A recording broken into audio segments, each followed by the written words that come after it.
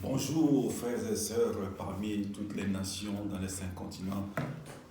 Aujourd'hui, nous allons encore partager la parole de Dieu, car ceci est la nourriture pour nos âmes. Tout d'abord, je bénis le Seigneur de ce qui permet qu'encore aujourd'hui, nous puissions nous rencontrer et qu'on puisse parler et partager de la parole de Dieu. Donc, quand nous partageons la parole de Dieu, ce n'est pas pour vous nuire, ce n'est pas pour vous embêter. Nous sommes comme que des avertisseurs, des annonciateurs de la parole de Dieu. Et car pour nous, c'est une tâche que Dieu nous a donnée de porter sa parole, pour vous en partager. Quand on partage cette parole-là, nous sommes nous-mêmes à l'intérieur de cette parole. On n'est pas exclus, parce que la parole de Dieu, c'est pour toutes les nations, c'est pour tout le monde. Ce n'est pas que nous sommes au-dessus de qui que ce soit. Nous sommes des hommes comme nous, mais que Dieu, par sa grâce, par sa bonté, on ne le méritait même pas. Et Dieu nous a mis à part. Pourquoi? Pour porter sa parole et dans ce corps. Parce que nous sommes le temple du Saint-Esprit. Parce que la Bible dit quoi? Et si nous allons directement dans le livre de Jacques, chapitre 3, la Bible dit dans le livre de Jacques, chapitre 3, au verset 1, « Mes frères, qu'il n'y ait pas beaucoup parmi vous, un grand nombre de personnes qui se mettent à enseigner, car vous savez que nous serons jugés plus sévèrement. » Donc Dieu dit qu'il n'y ait pas un grand nombre parmi nous qui se mettent à enseigner, car ceux qui enseignent seront sévèrement à juger. Et donc quand je partage avec vous, moi-même je m'examine ce que je dis, ce qui sort à ma bouche. Je ne suis qu'un simple instrument au milieu de vous, je suis aussi le monde de tous. Donc vous avez entendu ce que la Bible dit. Il dit que beaucoup d'entre vous ne se mettent pas à enseigner, car ceux qui enseignent seront sévèrement à juger. Donc Dieu avertit et toujours. Il y a des gens qui disent, oh mais non, moi-même je peux partir aussi à faire des études bibliques et je commence à parler. Oui, gloire à Dieu. La moisson est si grande, mais il y a peu d'ouvriers. Viens entrer dans cette arène. Mais il y a des moments à passer. Il y a des épreuves aussi à passer. Comme la Bible dit dans le livre d'Éphésiens, chapitre 6, verset 12, il dit, car vous n'avez pas lutté contre la chair et le sang, mais contre les dominations, les autorités, les princes du monde des ténèbres, les esprits méchants dans le lieu céleste. Voilà, maintenant, quand tu vas rentrer dans cette arène, attends-toi ce que tu vas rencontrer. Il dit, il y a les dominations, les autorités, les princes du monde des ténèbres, les esprits méchants dans le lieu céleste. Je t'invite, mon frère. Moi, je t'étends à la main, mon frère. Je t'étends ma main et ma sœur. Viens entrer au milieu de nous. Mais tu as entendu et ce qu'il y a là dedans. Ce n'est pas la rigolade, mais c'est une grâce que Dieu aussi peut te faire et que tu viennes entrer dans cette arène des gladiateurs. La lutte n'est pas dans la chair. Et regardez comment les hommes de Dieu, parfois, ils passent des moments très tendus et très durs. Mais les gens ne savent pas cela. Quels sont les moments que les hommes de Dieu traversent? Quels sont les moments que les hommes de Dieu traversent? C'est ainsi, mon frère. Moi, je t'encourage. Je t'aime bien tel que tu es.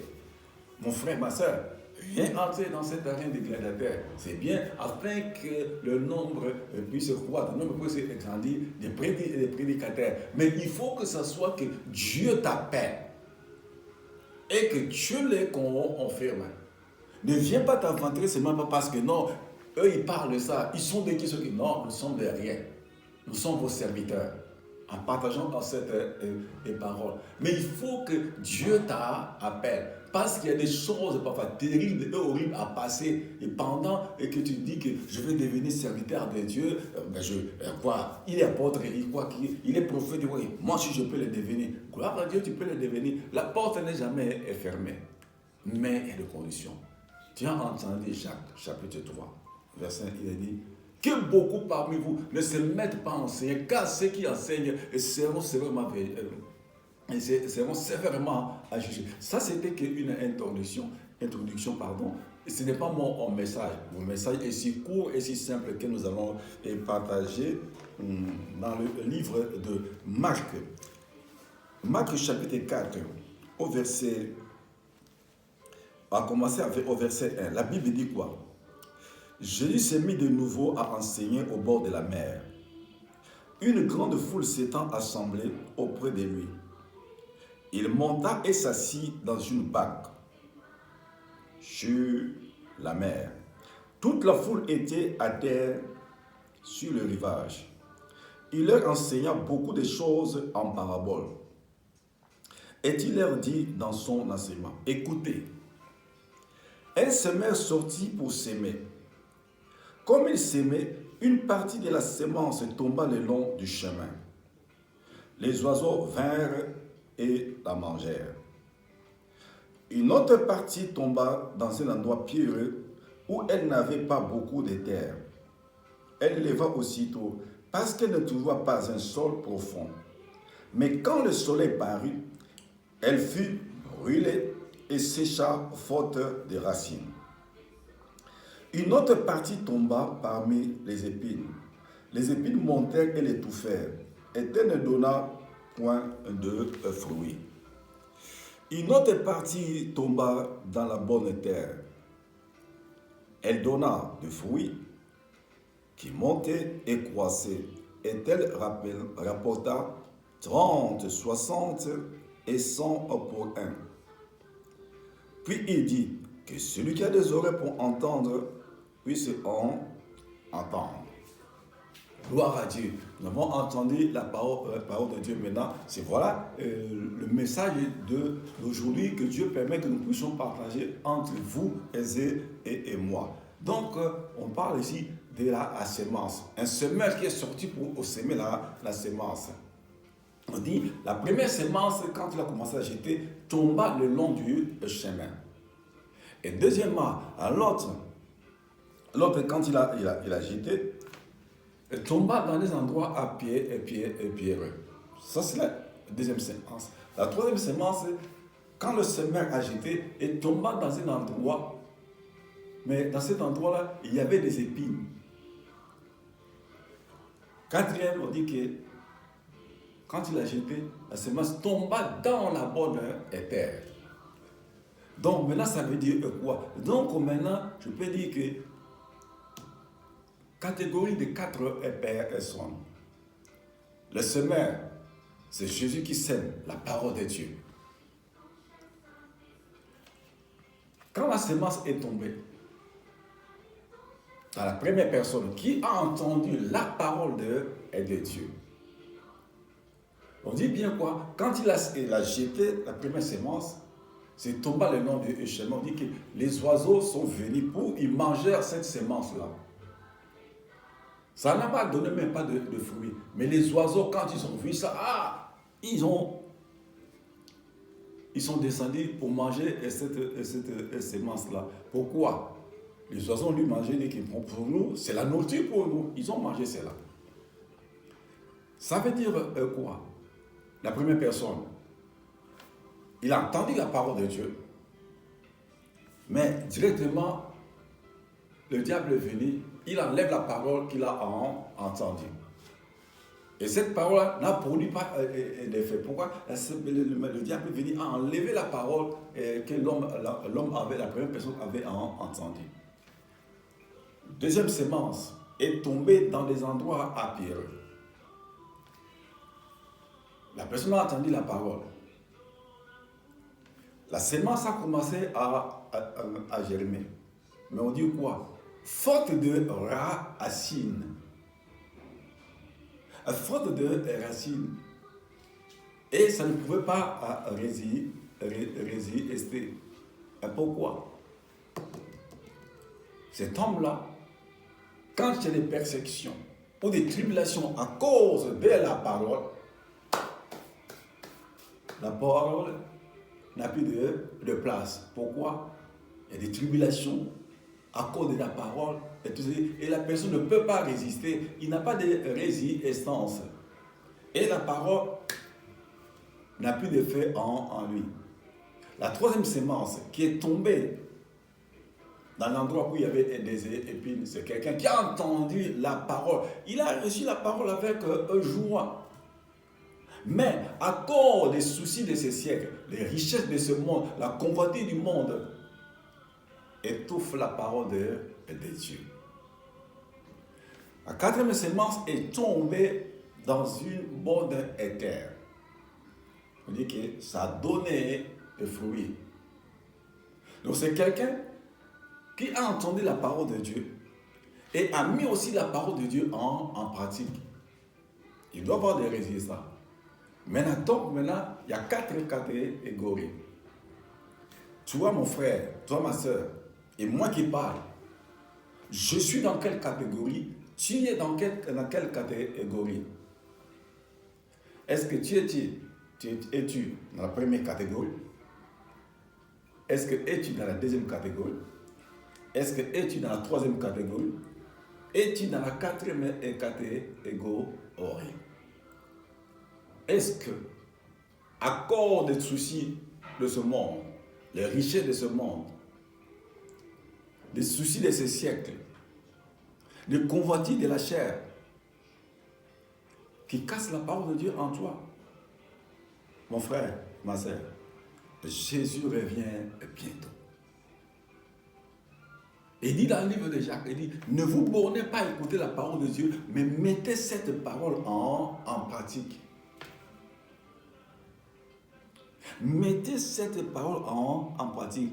Aujourd'hui, là, tu peux te mettre pour sortir. Tu vas devant le miroir.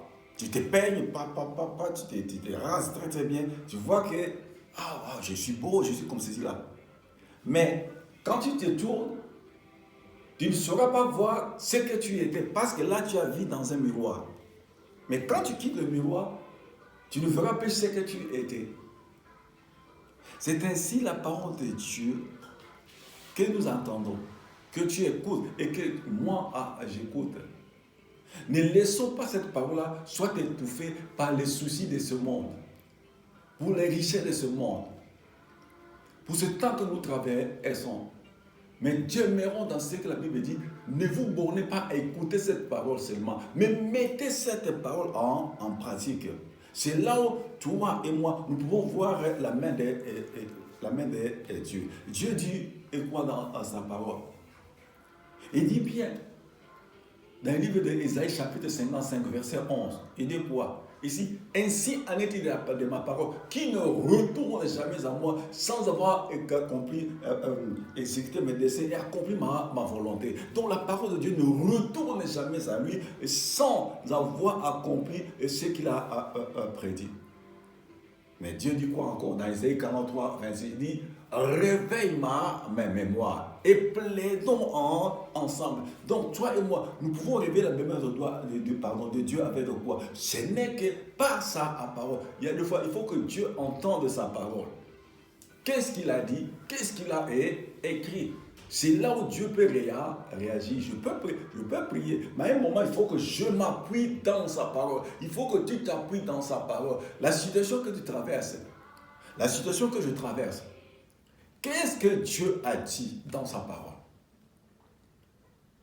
Qu'est-ce que Dieu a dit dans sa parole? Le moment où tu te trouves maintenant, tu te trouves dans des difficultés financières, difficultés physiques, ça te pose des problèmes. Mais qu'est-ce que Dieu dit dans sa parole à cause de la situation qu'il traverse maintenant? Que ce soit spirituel, je dis. Il y a toujours une réponse dans la parole de Dieu.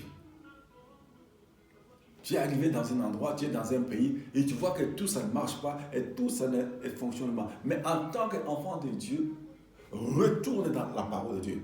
Je retourne dans la parole de Dieu. Seigneur, mais je suis dans ce pays. Je t'ai accepté comme Seigneur et Sauveur. Mais toi, tu me dis dans la parole de Dieu, dans le livre de Josué, chapitre 1, au verset 3, que tous les fleuves me prennent tes pieds, toi tu me les donnes. Et nul ne tiendra devant en moi. Mais qu'est-ce qui se passe, mon Dieu? Voilà comment est-ce qu'est ma vie.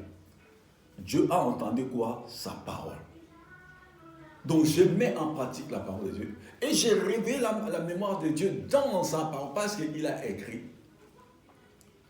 Comme j'ai dit à Isaïe 55, verset, on dit, ma parole ne revient jamais à moi sans avoir accompli ce que moi, Dieu, j'ai dit. Il dit dans Nombre 23, verset 19, il dit, Dieu n'est pas un homme pour mentir. Ce qu'il a dit, il va le faire. Ce qu'il a déclaré, il va les exécuter. Je reviens encore, mon frère, ma soeur. Et tu es dans quelle catégorie? Dans la première catégorie? Est-ce que dans la deuxième catégorie? Est-ce que dans la troisième catégorie? Est-ce que dans la quatrième catégorie? Moi, je t'invite, mon frère, ma soeur, à rentrer dans la quatrième catégorie. Parce que comme je te regarde comme ça, et comme tu m'écoutes là maintenant, tu es soit dans la première catégorie, mon frère, ma soeur, soit tu es dans la deuxième catégorie, soit tu es dans la troisième catégorie. Mais Dieu t'invite maintenant de rentrer et maintenant dans la quatrième catégorie, afin que la porte de porter de bons fruits en toi. Jésus dit quoi? Je suis le chemin, la vérité et la vie. Voilà maintenant l'homme, cet homme-là qui était avec Bartimée. Lorsqu'il n'a pas écouté la parole de Dieu, il était en dehors du chemin. Mais lorsqu'il a réussi la guérison, on dit que Bartimée entra dans le chemin. Dieu t'invite que tu rentres dans le chemin. Mais parce que tu es encore au bord du chemin. Mais je lui veux que tu rentres dans le chemin. Dieu t'aime tel que tu es. Dieu ne te rejette pas, mon frère. Dieu ne te rejette pas, ma soeur. Dieu m'aime aussi tel que je suis. Mais c'est à nous à obéir dans sa parole, à mettre en pratique la parole de Dieu. Mais nous évitons beaucoup de mettre la parole à parole de Dieu. Oh, c'est difficile. Mais non, la parole de Dieu, ce n'est pas difficile. Nous obéissons facilement aux choses de ce monde, qui a même des complications, mais on est obligé, on s'efforce, on insiste d'arriver. Mais pour la parole de Dieu, là où il y a la vie, là où il y a tout, on dit, oh, bon, non, vraiment, oh, non. Dieu peut te dire, le problème que tu as, la situation que tu as, cherche ma face. Cherche ma face de tout ton cœur, de toute ton âme, cherche ma face. Il dit quoi? Dans le livre de Jérémie 33, il dit, invoque-moi, je te répondrai et je te montrerai des choses cachées que tu ne connais pas. La situation que tu as, mon frère, ma soeur, maintenant, il faut que tu payes les prix et que tu cherches la face de Dieu. Il te montrera pourquoi ça ne va pas, pourquoi ça ne fonctionne pas, pourquoi tu ne réussis pas dans cet endroit-là. Et les autres viennent, ils passent, ils réussissent. Mais vous êtes de la même façon. Mais pourquoi ils réussissent dans cet endroit-là? Ou soit dans cette société-là, ou dans les études dans cet endroit-là. Mais pourquoi toi tu ne réussis pas? Il dit, invoque-moi, je te répondrai, je te montrerai des choses cachées dont tu n'es et connais et pas. Mon frère, ma soeur, mettons le souci de ce monde de côté. Mais donnons à priorité Dieu et sa parole en nous. Parce que tout ce monde a été créé par la parole de Dieu. Dieu dit, tel soit, c'est arrivé. Tel soit, c'est arrivé. Tel soit, c'est lui qui parle à parole de Dieu. Mais arrête à partir du jour que tu entends le message. Arrête de confesser négativement dans ta bouche. Toi-même, tu te détruis. Donc, tu ne mets pas la parole de Dieu en pratique. Toi-même, tu te maudis. Il dit que même, voilà, je ne vois pas ça. En tout cas, il y a quelque chose qui ne va pas. Mais non, parce que c'est toi-même l'auteur de tout cela. Tu as la facilité de prononcer des paroles négatives. Mais au lieu que toi-même, tu puisses te bénir, mais tu te maudis. Ce n'est pas la faute de Dieu. Parce que toi et moi, nous sommes créés à l'image de Dieu. Et ce que nous confesserons, si c'est positif, nous verrons la positivité. Mais si c'est négatif, tu verras la négativité. Mais très souvent, quand nous parlons de ce qui est négatif, on oublie très souvent. On oublie très souvent. Et l'autre là, il a entendu, qu'est-ce qu'il va faire? Il va te bombarder cela dans ta figure. Parce que c'est toi qui as prononcé, c'est moi qui ai prononcé, et nous avons des problèmes. Voilà, mon frère et ma soeur. Je ne peux pas monopoliser la parole. Le peu que tu as entendu, le peu que moi-même aussi j'ai pu parler, je dois le mettre en pratique. Arrête de plérénicher, arrête de te lamenter, reviens vers l'Éternel. Et entre dans le chemin. Et tu verras la gloire de Dieu. Dieu t'aime tel que tu es, Dieu m'aime tel que je suis. Voici le peu que j'avais à partager avec vous. Je vous aime tel que vous êtes, aimez-moi tel que je suis. Ne me rejetez pas. Je suis une personne comme toi que Dieu a fait le choix et que je porte la parole de Dieu et que je vous porte la parole de Dieu. Seigneur notre Dieu, je te bénis, je te rends grâce. Je te remercie pour ce moment que tu as permis que nous puissions et partager ce message. Seigneur, oh mon Dieu, oh mon roi, étends ta main pour nos frères et sœurs à l'heure actuelle qui sont hospitalisés parmi toutes les nations à cause de ces situations sanitaires, oh mon Dieu, oh mon roi. Jésus-Christ, tu t'es chargé de toute maladie. sur la croix à Golgotha. Tu as cloué les maladies sur la croix à Golgotha. Je te bénis, Père éternel, pour ce moment que tu as permis que nous puissions partager cette parole. J'ai ainsi prié, Père, dans le nom de Jésus de Nazareth, ton Fils unique. Amen. Que le Seigneur vous bénisse.